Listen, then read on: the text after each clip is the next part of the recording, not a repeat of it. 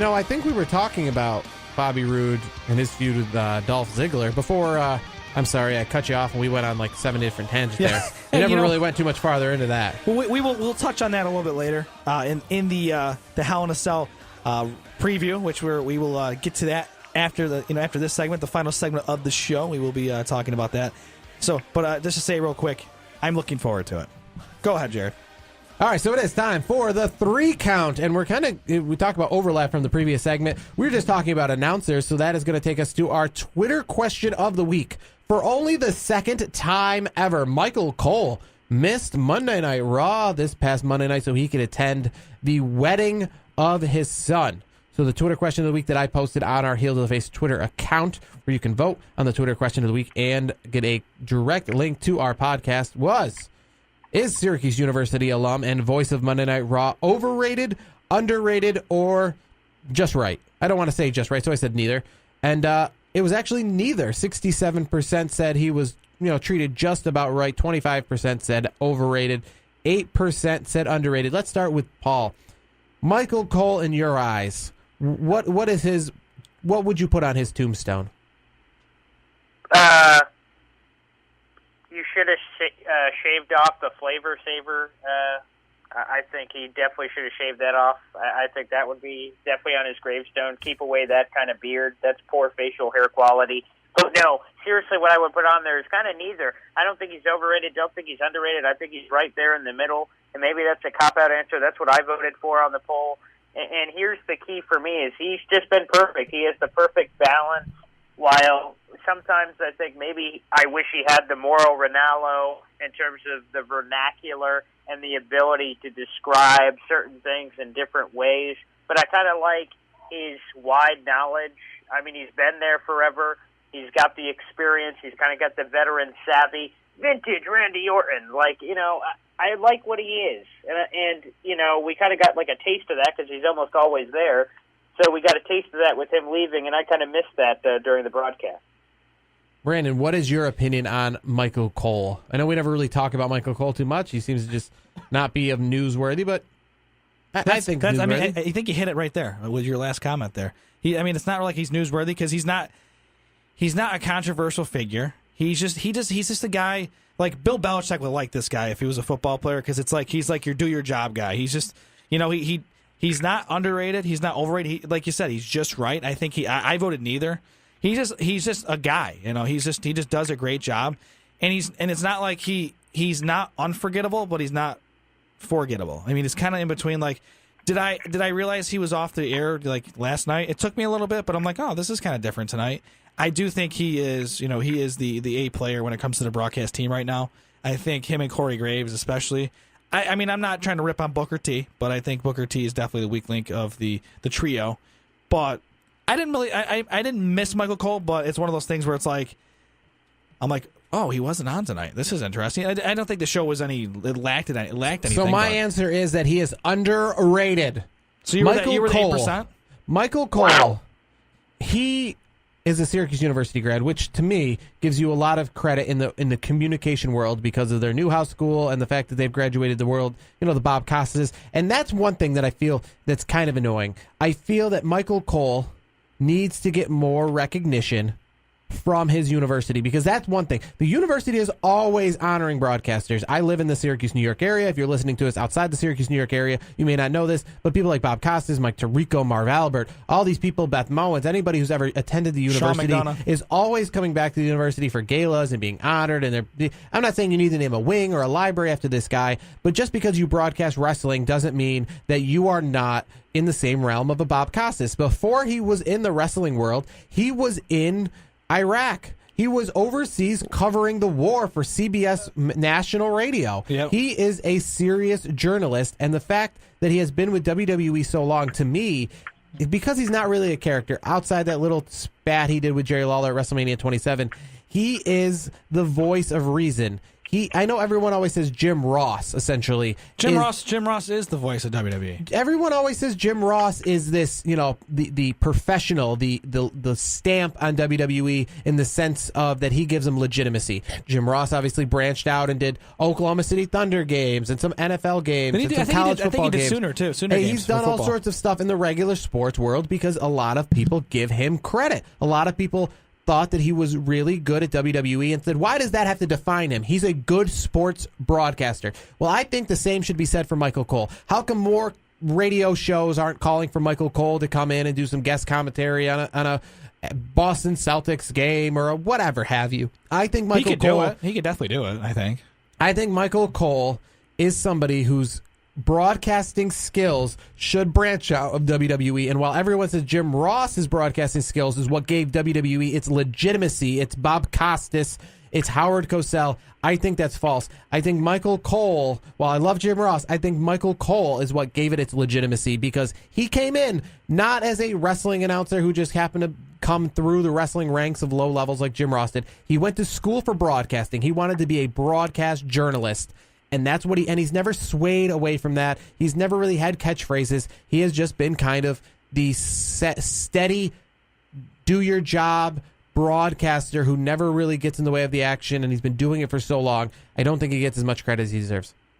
I mean, I understand your point. To me, I think he's just right there. He's just right. I mean, he's just.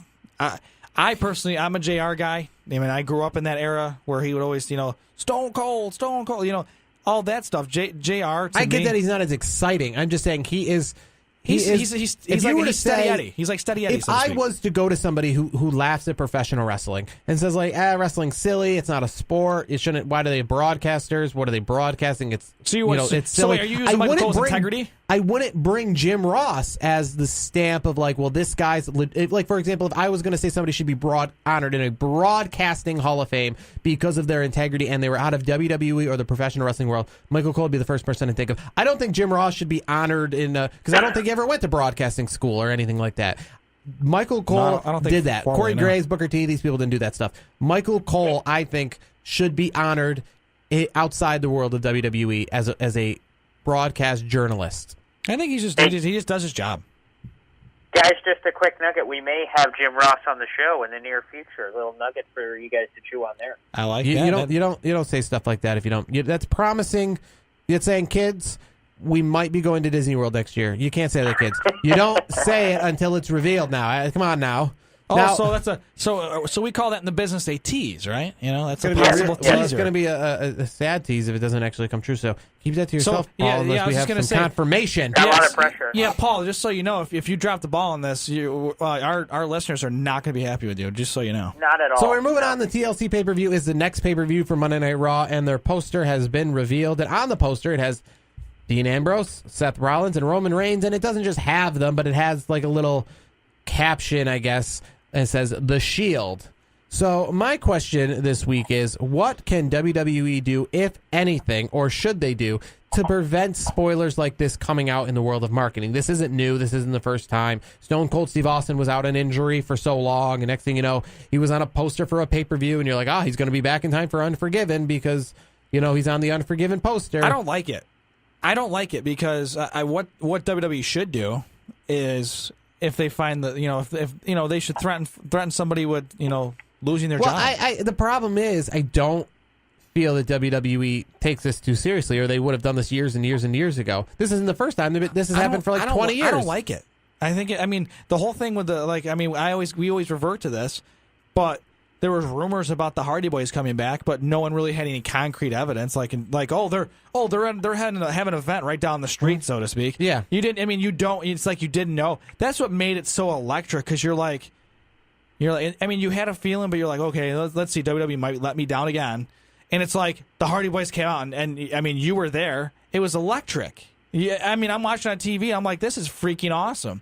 To me, when you do shit like this, it sucks. So you're sitting in the boardroom, Paul, at WWE marketing, and they're saying, like, we're coming up with a new poster or whatever we got to do to market our event so we can put it out at the arena that it's going to be at, so we can put it as a poster to sell tickets, yada, yada, yada.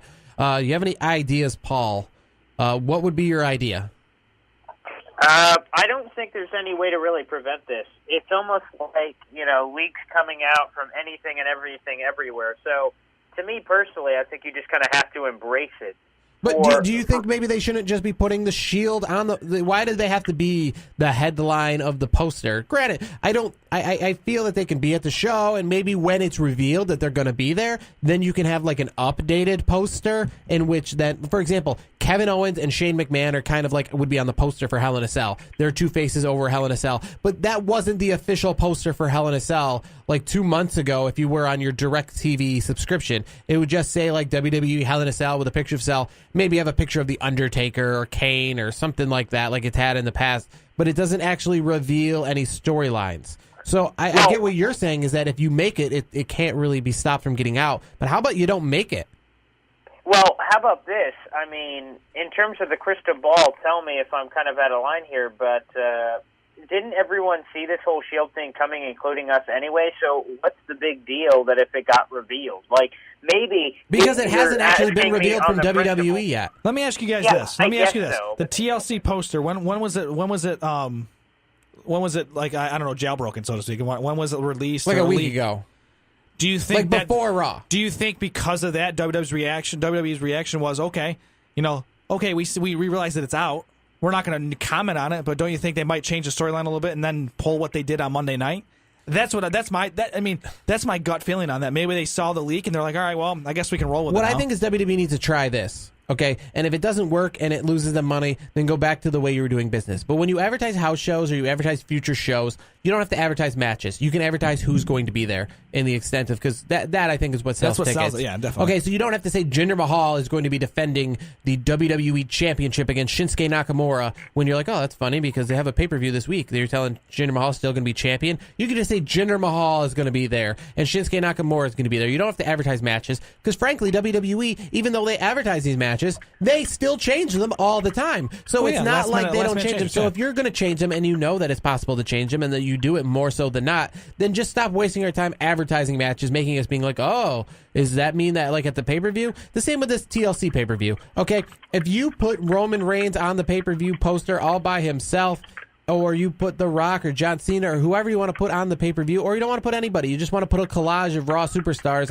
on the poster, that's what you got to do. Okay, when the matches are set and you want to make like a new poster for the websites or something where it was promoting the pay-per-view itself, like on WWE Network, not to attend but to watch, then you can have a picture of the Shield versus who they're going to face, all that stuff. That's fine. But until then, just you don't need to have the Shield on the poster. Just have a collage of wrestlers. They do, I mean, there's lots of months where they do this where they don't do spoilers. There's lots of months where they have just a weird picture of Randy Orton on the Backlash poster when Randy Orton's in a stupid mid-card match on the pay-per-view. It doesn't reveal anything. It's just promotional material. Jarod, are you arguing principle? Because in my opinion, I feel like everyone, and Stevie Wonder included, saw the Shield reunion thing coming, even if it wasn't officially announced by the WWE. So you arguing the principle that on the fact that you just don't want stories being revealed before they should be revealed? Yes. Yeah, I agree. I'm with Jarod on that one, dude. Let's pretend baseball is scripted, okay? And somebody's got a 3-0 series lead in the NL and somebody's got a 3-0 series lead in the AL. That doesn't mean that, like, let's pretend it's scripted, too. So we already know that the MLB knows what's going to happen. They don't need to put posters out that says this team and that team is going to play in the World Series starting next week. Okay, even if they know for a fact that is going to happen, even for a fact that it looks like to us, you're like, yeah, that's probably going to happen. The fact is they have the insider knowledge. They know what's going to happen, but that doesn't mean they need to always put it out there. They don't even need to make this poster for it to get revealed. That's all I'm saying. Fair. Okay, so we move on to the third question. All right, on October 5th, 2017, that will be a Thursday, Bryan Danielson, better known as Daniel Bryan, is going to be appearing at the Yes Fest, which is a fundraiser in Knox County, Tennessee for mayoral candidate Glenn Jacobs, better known as Kane. Now, if Kane ends up becoming the mayor of Knox County, Tennessee, do you think that his popularity in his wrestling world is going to be the reason why he wins? I say a combination of both. I say if he's got the right ideas, I think anything's possible. So if he has the right ideas and he has that, he's been, people know who he is from his days in wrestling.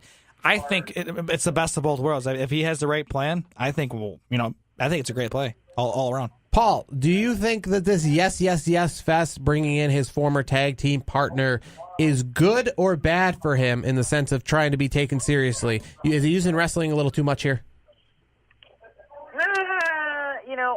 I think it's fine at the end of the day because really he's helping out a guy, he's helping out his boy, and I think that